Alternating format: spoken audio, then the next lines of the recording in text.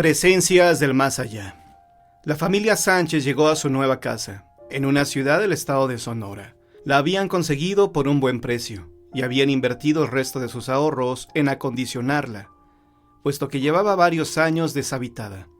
No era una casa lujosa, pero con sus 3 recámaras era suficiente para el matrimonio y sus 2 hijas, Carla, de 15 años, y Maura, de 7.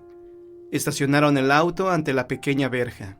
El jardincito de entrada tenía un pasto recién sembrado, y la casa parecía estar esperándoles. Emocionados como estaban, se apresuraron a entrar. Solo Carla creyó notar en una de las ventanas superiores una figura detrás de la cortina de gasa, que se retiró rápidamente. La adolescente no dijo nada, ya bastante tenía con que su familia pensara que era demasiado imaginativa, para todavía dejar que creyeran que ella tenía alucinaciones. La pequeña Maura cruzó corriendo la casa y salió al jardín trasero por la puerta de la cocina. Ahí había unos viejos columpios que su padre había arreglado para que ella pudiera mecerse. La niña se detuvo en seco. Los 3 columpios se balanceaban y no había viento que los moviera. Como era una niña valiente, se adelantó y detuvo uno de ellos. Se sentó, pero sus pies apenas tocaban el suelo. Imposible impulsarse. Entonces sintió unas manos que la empujaban suavemente. Volteó y vio a un anciano que parado detrás de ella le sonreía. «¿Quién eres?», preguntó la niña. «El señor Montiel», contestó el hombre. «¿Y tú?». «Yo soy Maura. ¿Vives por aquí?». «Sí», dijo él. «¿Quieres que te empuje?». La niña asintió, y pronto se balanceaba alegremente impulsada por el anciano. Media hora después su madre salió a llamarla. «¡Maura! ¡Ven! Tienes que ordenar tu cuarto». «¡Ay, mamá, un ratito más!». «En eso quedamos, hija». La niña se bajó del columpio y se volteó para darle las gracias al amable señor Montiel, pero no había nadie detrás de ella. «¿Dónde está?», se preguntaba ella. «¿Quién, mi vida?», preguntó su madre. «El señor Montiel, un viejito que me estaba empujando el columpio». «Aquí no hay nadie, Maura». «Pero estaba aquí». Impaciente, la señora Sánchez pensó que su hijita estaba volviendo con esas cosas de los amigos imaginarios. Dios solo sabía por qué le había dado esas 2 niñas tan soñadoras. No se atrevía a llamarlas mentirosas. Era su madre después de todo. En el piso superior, Carla ponía en orden sus cosas. Miró el antiguo espejo de pie que había quedado de los habitantes anteriores y sonrió. Le gustaba tener un espejo de cuerpo entero. Era casi lo único que le gustaba de esa casa. Después de asegurarse de que Maura estuviera guardando sus juguetes y acomodando su ropa, la señora Sánchez entró en el cuarto de su hija mayor y se paró a un lado del espejo. «¿Ya terminaste?», preguntó. Carla la miró y sintió un escalofrío. Reflejada en el espejo, pudo ver claramente a una figura que tenía la cara cubierta con una capucha, parada detrás de su madre, pero solo era una imagen. No había nadie más que ellas ahí. «¿Qué tienes? ¡Estás pálida!», exclamó la madre preocupada.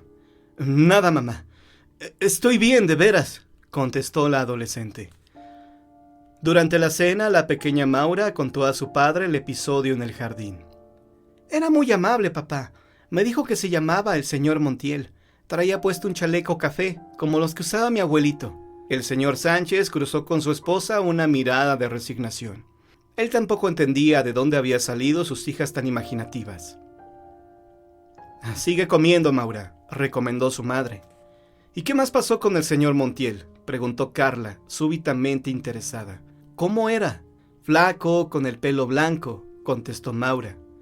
El señor Sánchez hizo un esfuerzo por desviar la conversación.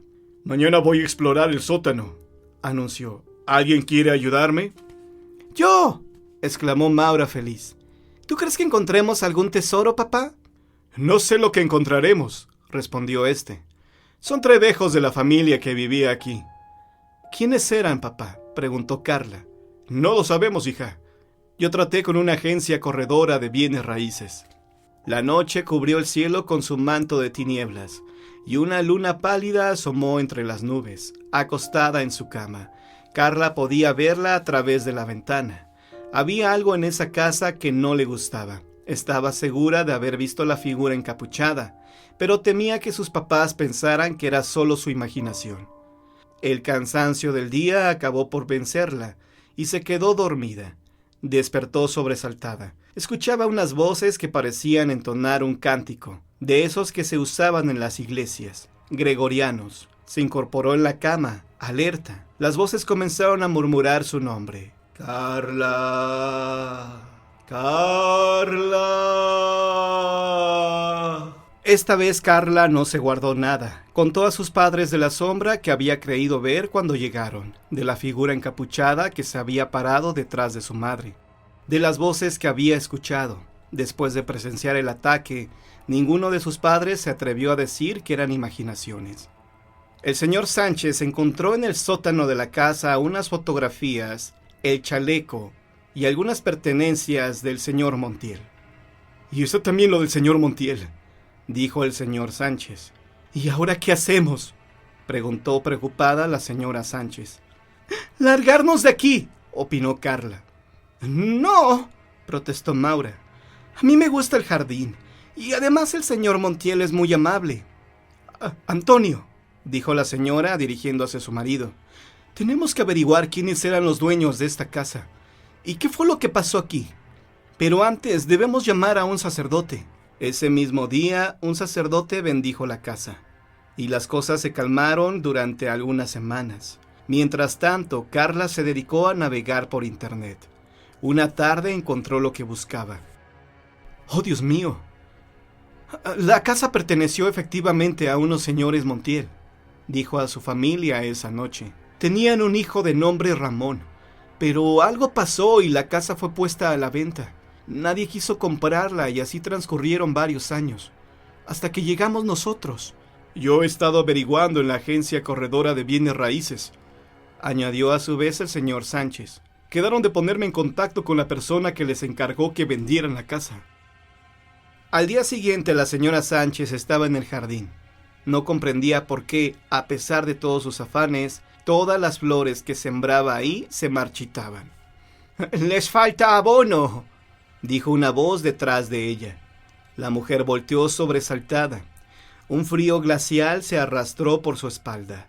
Ahí, ante ella, estaba un anciano delgado, vestido con un chaleco café. La señora Sánchez no se esperó a ver qué más le decía a esa aparición. Echó a correr hacia la casa. Cuando se asomó por la ventana de la cocina, Montiel ya no estaba ahí. Esa noche las voces volvieron, pero esta vez Carla llamó a sus papás. El matrimonio Sánchez sintió que la piel se les erizaba. Eran cánticos religiosos, pero que más bien parecían diabólicos, y murmullos. Mencionaban el nombre de Carla. Sin ponerse de acuerdo, miraron hacia el espejo. Ahí apareció una figura con la cara cubierta. La capucha cayó, y los tres reconocieron a Ramón, el hijo de los Montiel. De entre su ropa sacó un hacha. Estaba llena de sangre. La familia se trasladó a un hotel cercano. Al día siguiente, alguien los fue a buscar. Una mujer que dijo llamarse Ariadna Montiel. Era la propietaria original de la casa. «Soy hija de Ramón», reveló cuando todos se hubieron reunido en la cafetería del hotel. Todos menos la pequeña Maura, que había sido enviada con sus tíos a Guadalajara. «¿Por qué?», comenzó Carla. «Espera», interrumpió Ariadna, haciendo un gesto con la mano. «Estoy aquí para contarles la historia, y también para pedirles perdón». La dejaron hablar, y lo que les contó aquella mujer parecía sacado de una novela de horror, no de la vida real. «Mi padre siempre fue un chico raro. No se llevaba con los muchachos de su edad. Era muy solitario. Mis abuelos lo trataban con cariño, pero reconocían que a veces su hijo tenía comportamientos agresivos. Mis padres no se casaron.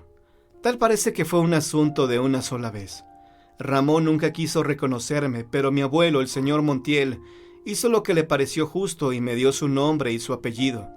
También le dio a mi madre una pequeña pensión. Ella y yo nos fuimos de Sonora. Ramón nunca perdonó a su padre que me incluyera en la familia. En su mente ya algo perturbada lo consideró una traición. Cuando nosotras nos fuimos se volvió más agresivo. Estaba enfermo, muy enfermo mentalmente. Un día, después de una discusión, se procuró un hacha. Entró a la casa y en un rapto de locura le quitó la vida sádicamente a sus padres, que no pudieron defenderse ante ese gigante enfurecido.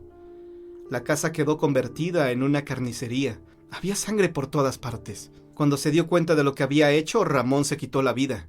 El asunto fue silenciado y yo heredé esa casa. Para entonces mi madre había fallecido también.